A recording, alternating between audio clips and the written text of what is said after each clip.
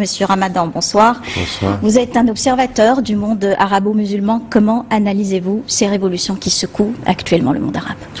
Écoutez, d'abord positivement, parce que je pense qu'un verrou a été brisé avec la Tunisie, et puis c'est l'effet domino réel qui a touché l'Égypte, qui touche aujourd'hui la Libye, qui touche d'autres pays. Ce qu'il faut espérer, c'est que ce sont des révolutions qui sont encore inachevées. Personne ne peut prédire ce qu'il adviendra dans l'avenir proche ou lointain. Des régimes restent en place, comme en Égypte où l'armée est très présente. En Tunisie, on est encore dans une situation difficile, et même si d'incertitude. Et puis on voit ce qui s'est passé en Libye, la Syrie, où on compte les morts. Donc ce qui est très important, c'est de reconnaître ce côté positif, avec lucidité l'accompagner, mais sans naïveté l'analyser.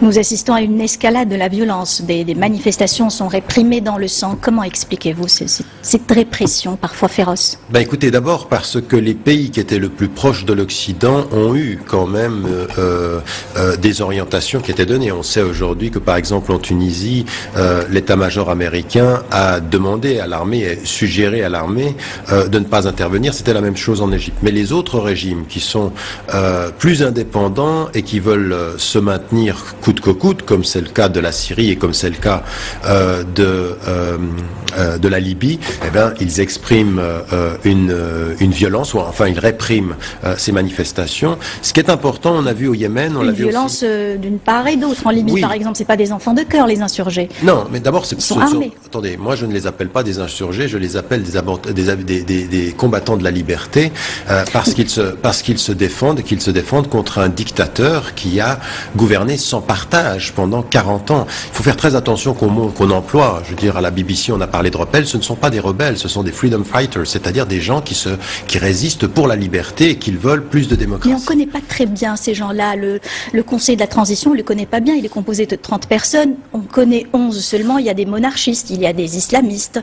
il y a un peu de tout. Et ils ne représentent pas entièrement la Libye. Il n'y a que la Cyrénaïque qui est représentée. Le Fezzan et la Tripolité ne sont pas du tout représentés. Vous avez raison sur le fait qu'on ne sait pas qui ils représentent et qu'ils ne représentent pas tout le pays, mais c'était la même chose en Égypte et la même chose en Tunisie.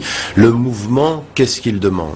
Que cesse la dictature, que cesse la corruption, que cesse les passe-droits, et que c'était le cas pendant plus de 30 ans en Égypte, 23 années sans partage en Tunisie, et la Libye. Alors, ce n'est pas parce qu'on ne sait pas identifier quels sont les opposants que cela enlève la légitimité au fait de s'opposer à la dictature. Il faut accompagner ces mouvements-là. Maintenant, il faut aussi dire qu'il n'y a pas à blâmer uniquement l'Occident, mais qu'il faut demander aux forces d'opposition qu'elles nous disent non pas simplement ce contre quoi elles agissent, mais ce qu'elles veulent à l'avenir. Est-ce qu'on est vraiment dans des processus de démocratie? Est-ce qu'on va vraiment vers l'état de droit et la citoyenneté égalitaire, la séparation des pouvoirs, par exemple? Alors, parlons de l'Égypte. Vous êtes originaire d'Égypte, donc vous êtes le petit-fils de Hassan el-Banna, que tout le monde connaît, l'un des fondateurs des frères musulmans. Le calme est revenu en Égypte après la révolution. Place Tahrir est maintenant calme. Il y a eu même un référendum sur des changements pour la Constitution. Comment les Égyptiens analysent tout cela? D'abord, ils sont contents parce que, effectivement, Moubarak est tombé, mais ils ne sont pas naïfs non plus. Ça continue quand même, malgré tout, parce qu'avec le référendum et la Constitution qui a été révisée, ou en tout cas la volonté que l'on aille vers des élections, reste quand même une forte prégnance et présence de l'armée, et que l'on sait, quand l'armée est présente, penser qu'on va aller vers une démocratie complète, ça ne peut pas être le cas. Donc on est encore dans une situation, comme nous l'avons dit, incertaine, qui doit encore se réaliser. Moi, je n'ai pas pu aller dans mon pays d'origine depuis plus de 15 ans, depuis 16 ans en Libye et 17 ans en Tunisie, parce que j'ai toujours été opposé aux dictatures et que j'ai exprimé effectivement pour un certain nombre de pays que cela ne pouvait pas être l'avenir des sociétés majoritairement musulmanes et des sociétés arabes également. Alors revenons au Maroc. Une réforme constitutionnelle très importante a été annoncée par Sa Majesté le roi Mohamed VI le 9 mars. Une réforme saluée par la communauté internationale. Vous suivez l'actualité au Maroc. Qu'en avez-vous pensé? Écoutez, d'abord, c'est intéressant qu'on ait parlé de tous ces pays, parce que si on voit tout ce mouvement dans tous ces pays, il faut au moment de l'analyse, réussir à regarder les spécificités nationales. C'est-à-dire que le Maroc n'est pas la Tunisie, qui n'est pas l'Égypte. Et donc, il faut regarder ce qui se passe. Nous sommes dans un pays ici au Maroc, que je visite régulièrement, qui a commencé un processus de réforme avant même les mobilisations, et ça, il faut le saluer. Maintenant, à un moment donné, on s'aperçoit qu'un mouvement est enclenché, le roi intervient et dit qu'il veut prendre au sérieux ces mobilisations internationales, et donc qu'on va aller vers une réforme de la Constitution. Alors, encore une fois, moi, ce qui me paraît très très important, c'est de saluer le geste. Mais qu'il faut aussi qu'on comprenne que même si le Maroc a commencé avant, il est dans un mouvement, et nous sommes à une période tout à fait clé de l'histoire. Si le processus n'allait pas jusqu'au bout, c'est-à-dire que si nous n'étions pas sérieux dans la discussion autour de la Constitution, et que les partenaires, tous les partenaires n'étaient pas impliqués dedans, tout mauvais pas ou toute manipulation de ce travail-là se retournerait et contre le régime et pourrait provoquer de la déstabilisation à l'intérieur. Donc je crois que ce qui est important pour moi, c'est de reconnaître un mouvement. Encore une fois, moi, vous savez, je pense que les institutions marocaines, on n'a pas besoin de les jeter à la poubelle. Il faut un vrai travail de réforme. Quand on me pose la question de savoir est le roi, Imarat el-Mu'minin, j'ai aucun problème avec ça, si et seulement si on constitue la référence religieuse à partir du moment où on en applique les principes, c'est-à-dire il faut un principe de cohérence. Il faut qu'on aille vers plus de démocratie, plus de transparence, plus de liberté encore, que ce processus aille jusqu'au bout, que les partenaires soient beaucoup plus larges, qu'on cesse le clientélisme. Ce sont des réformes qui font beaucoup plus large, c'est-à-dire que dans la société marocaine aujourd'hui, toute entité politique ou sociale qui est pour l'état de droit, qui reconnaît les institutions et l'état de droit, et qui veut entrer dans le débat politique, doit faire partie du débat politique et ne doit pas finir ni en prison ni sous la répression. Et je pense aussi qu'un des gestes, vous savez, les symboles comptent.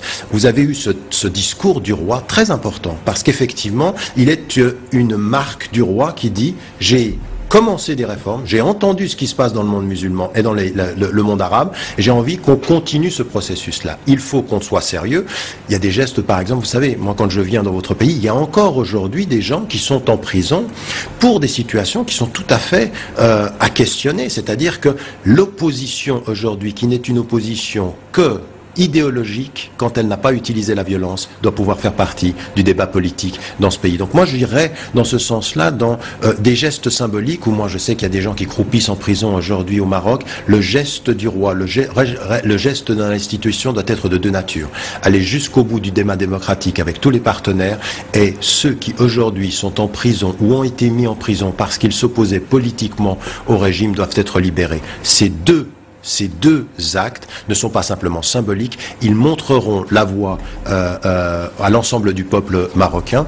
Et le but pour moi, c'est encore d'appeler tous les Marocaines et tous les Marocains à entrer dans ce débat-là, toutes les forces politiques, pour que nous continuions un travail quand même. Je veux dire, vous savez, moi, le Maroc, c'est un pays dans lequel je viens depuis des années, où j'ai eu la liberté d'expression que je n'ai pas eu dans pratiquement tous les autres pays arabes de la région. Donc on ne peut pas ne pas tenir compte du fait que quelque chose est ouvert.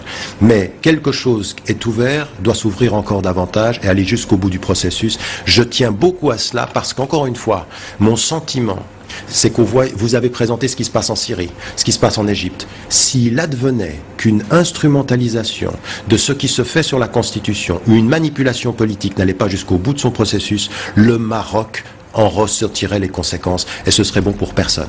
Vous avez parlé de liberté d'expression, on la ressent dans la rue, il y a eu des manifestations pacifiques qui sont restées limitées. Qu'est-ce qui, selon vous, fait que le Maroc soit perçu comme un pays à part, plutôt épargné au sein du monde arabe?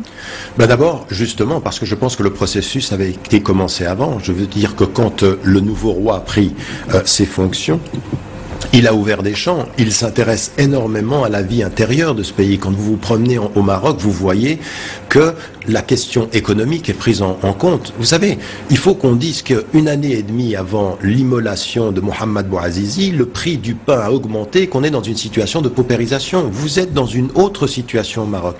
Ça veut dire que quelque chose avait commencé auparavant. Mais attention, rien n'est acquis et tout est fragile. C'est-à-dire que ce n'est pas parce qu'on a commencé les réformes avant qu'il faut qu'on s'arrête en route. Parce que s'arrêter en route, ce serait s'arrêter trop tôt. Donc encore une fois, il faut tenir compte de ces acquis. Il y a une spécificité marocaine, il y a des institutions marocaines, mais il faut aller jusqu'au bout et qu'on soit sérieux aujourd'hui. Je suis pour que le vrai débat politique, vous savez, moi je suis ici sur ce plateau, c'est une première pour moi, ça prouve que quelque chose bouge d'autant plus, et c'est extraordinairement important, mais avec ceci qu'on permette la parole critique constructive. L'avenir du Maroc est là, c'est dans la Constitution que ça se passera, c'est dans les institutions, et il faut que le roi ne se positionne pas simplement comme arbitre au-delà de la mêlée, mais qu'il puisse faire en sorte que ce qu'il a dit dans son discours soit appliqué dans la transparence, sans manipulation, sans clientélisme et sans, si vous voulez, travail sur les apparences qui n'irait pas jusqu'au fond du travail politique. Encore une fois, le Maroc a sans doute une responsabilité régionale majeure, parce que si quelque chose advenait qui puisse préserver le cadre général, mais faire avancer les vraies questions de la démocratie, les vraies questions de la transparence, parce qu'au bout du compte, ce contre quoi il faut travailler, c'est le manque de transparence, les institutions qui doivent être beaucoup plus démocratiques et la corruption. Si le Maroc prenait au sérieux ces trois chantiers, le Maroc de demain ne ressemblerait pas au Maroc d'hier.